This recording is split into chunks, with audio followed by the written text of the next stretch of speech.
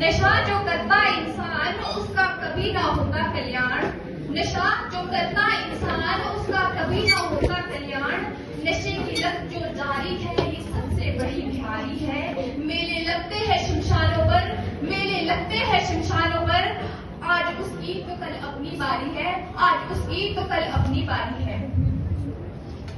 परम पूजनीय समूह अनुदेशक जी, वो उससे सभी सम्मानित शिक्षिका एवं प्रशिक्षित वर्ग और यहाँ पर आए स्वास्थ्य विभाग से गणमान्य व्यक्ति और मेरे प्यारे सहपाठी। जैसा कि आप सभी जानते हैं, जिस महत्वपूर्ण विषय को लेकर आज हम सब एकत्रित हुए हैं उसका शीर्षक है तंबाकू निषेध दिवस। इसको मनाने का हमारा उद्देश्य है तंबाकू के खतरों के प्रति जागरूक होना और दूसरों को भी जागरूक करना।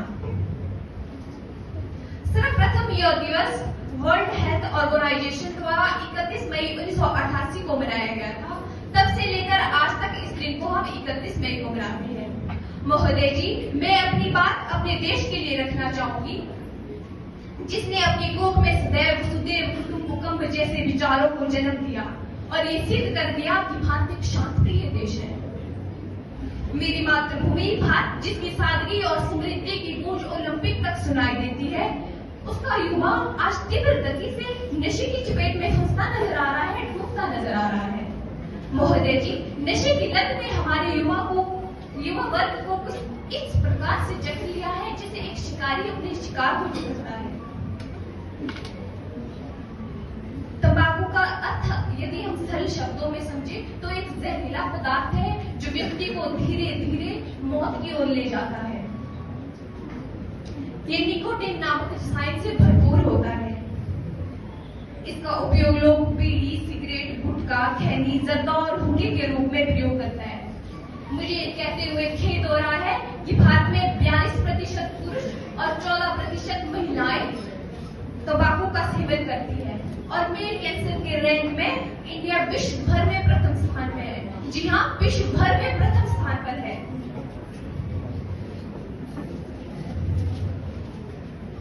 देवों की भूमि कही जाने वाले इस हिमाचल में भी युवा इस नशे के जाल में तीव्र गति से फंसता जा रहा है। आपको आए दिनों अखबारों में इसके पुख्ता सबूत देखने को मिलते हैं। नशा एक ऐसी समस्या है जिससे एक व्यक्ति के साथ साथ पूरा परिवार नष्ट हो जाता है।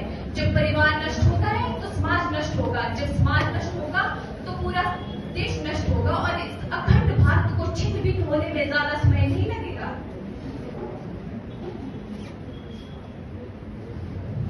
महोदय जी, यह एक दलदल है जिसमें कदम रखते ही हम धीरे धीरे मजे के साथ डूबते चले जाते हैं। जब एक व्यक्ति नशे की चपेट में आता है तो उसको अच्छे बुरे करने की समझ नहीं रहती। वो चोरी चिकारी करने लगता है और बड़े बड़े अपराधों को अंजाम देता है सिर्फ नशे के लिए। नशे की लत एक बीमारी है, नशे की लत एक बीमारी है। माँ और पत्नी के गहने तो बिक गए, माँ और पत्नी के गहने तो बिक गए, अब घर के बर्तनों की बारी है। जी हाँ, अब घर के बर्तनों की बारी है।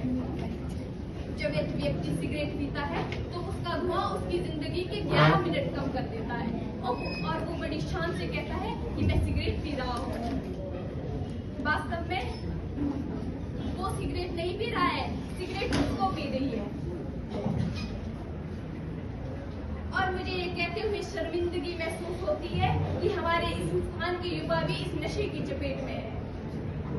आज मैं पूछती हूँ कि कौन थे वो लोग जिन्होंने ये नशे बनाए। शायद इसका जवाब किसी के पास नहीं है, आपके पास नहीं है, मेरे पास नहीं है। लेकिन महोदय जी, इस नशे से छुटकारा पाने के लिए घर, परिवार, समाज और देश को बचाने के लिए हमें बड़े पैमाने पर जागरूकता अभियान चलाना होगा।